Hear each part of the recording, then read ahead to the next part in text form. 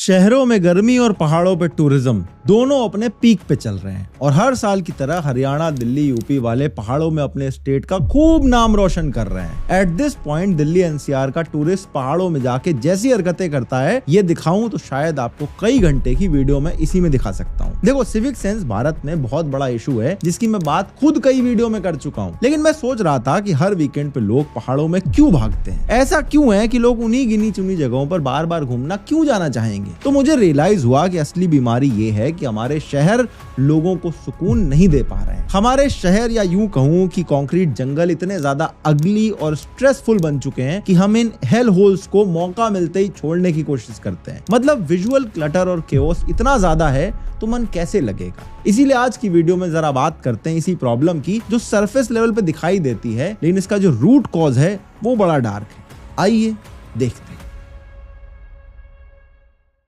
फिलहाल पहाड़ों पे चल रहा है पीक टूरिज्म का सीजन और इस सीजन के जेम्स की बात ना की जाए तो काम नहीं चल पाएगा। और ये डिस्कस करना इसलिए भी जरूरी है ताकि वीडियो में आगे आपको ये समझ में आए कि लोग पहाड़ों पे ऐसा बिहेव क्यों करते हैं। आप हिमाचल, उत्तराखंड, इन सब जगह चले जाओ, किसी भी लोकल से पूछ लो सबसे खराब टूरिस्ट कौन से स्टेट से आते हैं तो वो तीन ही स्टेट्स का नाम लेगा, हरियाणा, दिल्ली और यूपी। ये जितनी भी वीडियोस वायरल होती है इसमें आप देख लो ज्यादातर गाड़ियां आपको DL-HR और यूपी नंबर की मिलेंगी। लोग कमेंट करते हैं ऑलवेज HR 26 नंबर प्लेट। और ये कोई स्टीरियोटाइप नहीं है, ये एक ग्राउंड रियलिटी है जो सब लोग देख रहे हैं। अभी पीक सीजन चल रहा है, यानी इस टाइम पर पूरा हिमाचल और उत्तराखंड टूरिस्ट से भरा हुआ है। मोदी जी ने तो कह दिया है कि गाड़ियां कम यूज करो, लेकिन मनाली के हाईवे पे जाम लग रहे हैं और लोगों ने क्या हालत कर रखी है ये जरा आप खुद देख लो।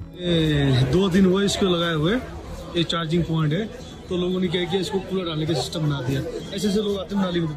गवर्नमेंट ने मनाली के अंदर टूरिस्ट के लिए एक चार्जिंग पॉइंट बनाया था और लोगों ने इसको अपना डस्टबिन बना दिया। ये देखो, रोड पे गाड़ी रोक के स्पीकर पे गाने चला के नंगे होके नाच चल रहा है। पी भी रखी इन लोगों ने और गाड़ी यहाँ पे भी आप देखो यूपी नंबर की है। आप खुद सोच के देखो कि आप अपनी फैमिली के साथ इस स्पॉट पर क्या रुक सकते हो, अपनी वाइफ के साथ यहाँ पर जाने की हिम्मत कर सकते हो। ये देख लो, कहीं भी गाड़ी घुसा दे रहे हैं, चाहे कितना ही मना कर लो, कितना ही डेंजरस हो, अरे हम देखेंगे कैसे ना उतरेगी गाड़ी, चढ़ा दे साड़ी ने।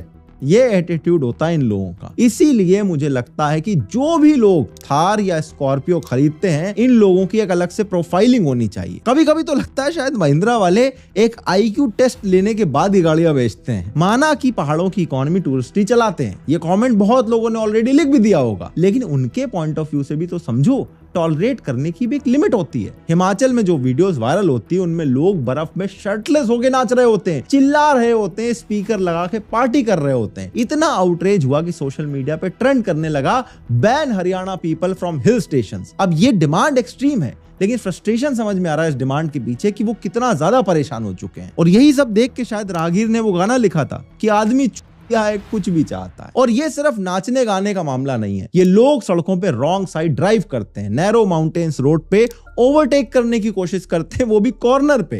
और जब कोई रोक ले तो रोड रेस शुरू कर देते हैं। पहाड़ी रोड सिंगल लेन की होती है, एक तरफ खाई रहती है, लेकिन इन्हें ओवरटेक करना चाहे कुछ भी हो जाए। लोकल लोग पेशेंटली वेट करते हैं, लेकिन इनके लिए वो रूल शायद अप्लाई नहीं होता है। और दारू, भाई दारू तो जैसे हिल्स पे जाने का मेन पर्पस है इनका। नदी के किनारे बैठ के पीते हैं, मंदिर के बाहर तक पीते हैं और फिर सारी बॉटल, पैकेट, सिगरेट के बट्स वहीं छोड़ के चले आते हैं। पीक टूरिस्ट सीजन में हिमाचल में रोज 40,000 से ज्यादा व्हीकल एंटर होते हैं, जिसकी वजह से घंटों घंटों का जाम लगा रहता है। ऊपर से इन लोगों की ये सारी हरकतें देखनी पड़ती हैं। जो पहाड़ अपनी सुंदरता के लिए जाने जाते थे वो अब इन लोगों की वजह से कचरे के ढेर बनते जा रहे हैं। अब सवाल ये आता है कि आखिर लोग हर वीकेंड पे पहाड़ों की तरफ भागना क्यों चाह रहे हैं। पहला रीजन तो है टेंपल टूरिज्म का ट्रेंड। आजकल केदारनाथ, बद्रीनाथ, नीम करोली बाबा आश्रम ये सब सोशल मीडिया पे हो चुके हैं वायरल और वहां जाने का एक ट्रेंड बन चुका है। विराट कोहली और अनुष्का शर्मा ने नीम करोली बाबा जी का आश्रम विजिट किया था और उसके बाद से वहां पर फुटफॉल इतना बढ़ गया कि भोवाली नैनीताल रोड पे रोज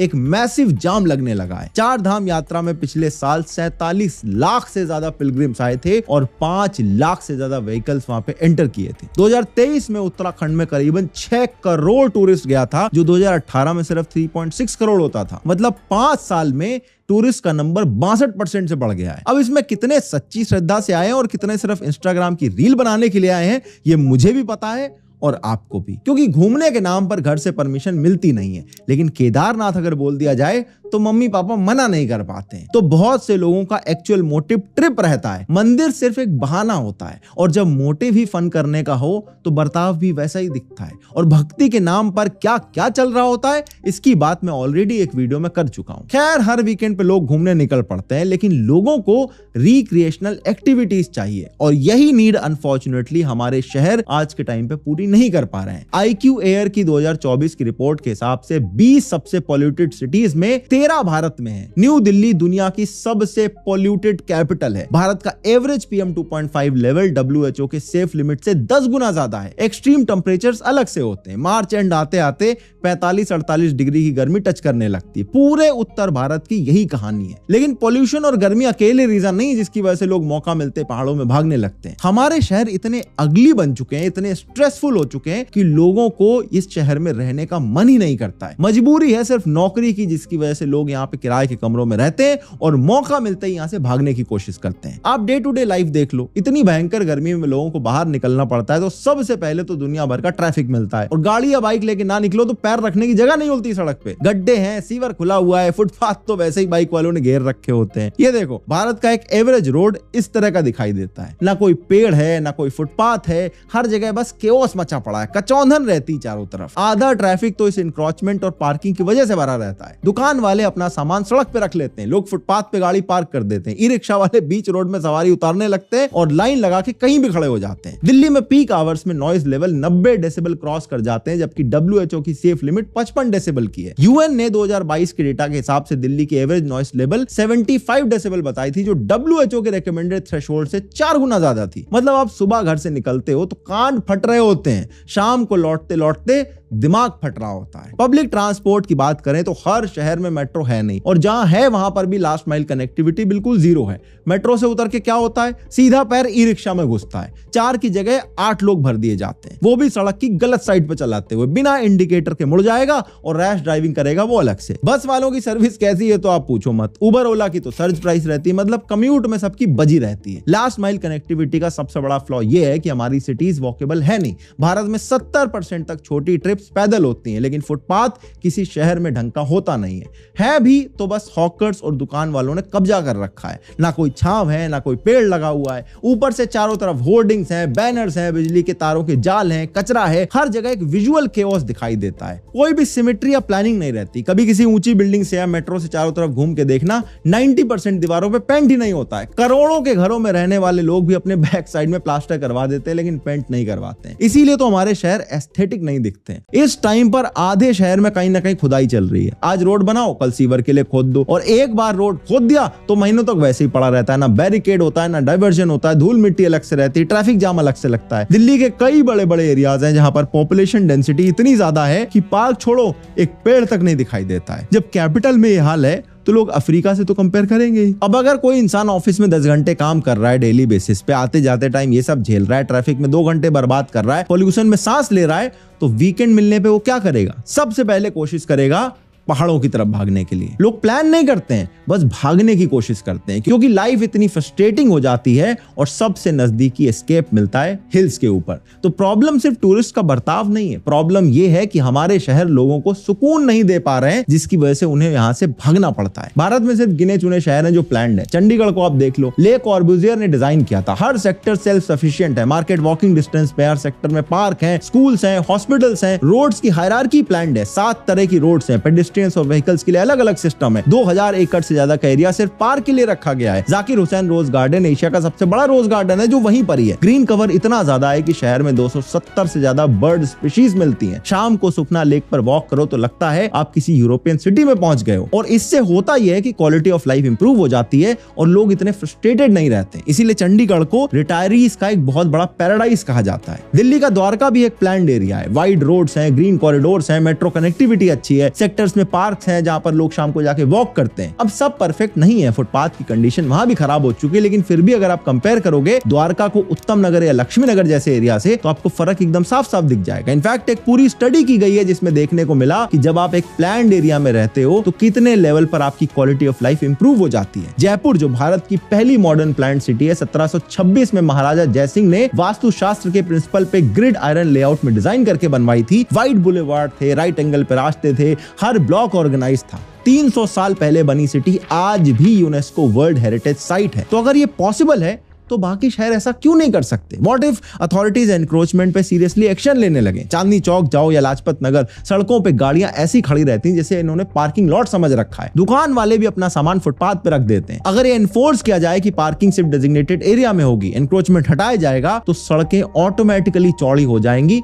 और ट्रैफिक का फ्लो बेटर हो जाएगा। फिर आपको 2-2 घंटे जाम में नहीं खड़े रहना पड़ेगा। व्हाट इफ लोग खुद ही रूल्स फॉलो करने लगे, कचरा डस्टबिन में डालने लगे, बिना मतलब के हॉर्न ना बजाए अपनी गाड़ी को घर के अंदर पार्क कर लें, पॉश एरिया में लोगों की करोड़ों की गाड़ियां बाहर फुटपाथ पे पार्क ना होती रहें। इनफैक्ट ये गुरुग्राम में जो ड्राइव हुई थी, देखो कितने सारे करोड़ों के घर हैं और लोगों ने कितना कितना स्पेस सड़कों पे एनक्रोच कर रखा है। व्हाट इफ की कंस्ट्रक्शन की कोई टाइमलाइन हो और उस पे एक्चुअल अमल किया जाए? भारत में कोई भी कंस्ट्रक्शन साइट प्रॉपर्ली कवर्ड होती नहीं है। ना ये लोग ग्रीन कवर लगाते हैं, ना पेडेस्ट्रियंस के लिए जगह बनाते हैं। वेस्टर्न कंट्रीज में कंस्ट्रक्शन साइट आप देख के देखो, पूरी की पूरी कवर्ड होती है, फुटपाथ डाइवर्ट होता है, टाइमलाइन फॉलो की जाती है, पता भी नहीं चलता कि कंस्ट्रक्शन चल रहा है। यहाँ पे तो रोड खोद के महीनों छोड़ के भाग जाते हैं, वेट करते हैं कि जब इलेक्शन आएगा उससे पहले बना देंगे ताकि वोट मिल जाए। व्हाट इफ कि हर शहर में पेड़ लगाना अर्बन प्लानिंग का मैंडेटरी हिस्सा कर दिया जाए? दिल्ली पर एक रीसेंट स्टडी के हिसाब से सिर्फ 8% ग्रीन कवर बढ़ाने से पूरे नेबरहुड का टेम्परेचर 1 डिग्री सेल्सियस से कम हो जाएगा। RMI की रिसर्च कहती है ग्रीन कवर से फेल्ट टेम्परेचर 5 से 14% तक कम होता है। मतलब अगर हम शहरों में पेड़ लगाएं, पार्क बनाए, तो कंक्रीट जंगल की गर्मी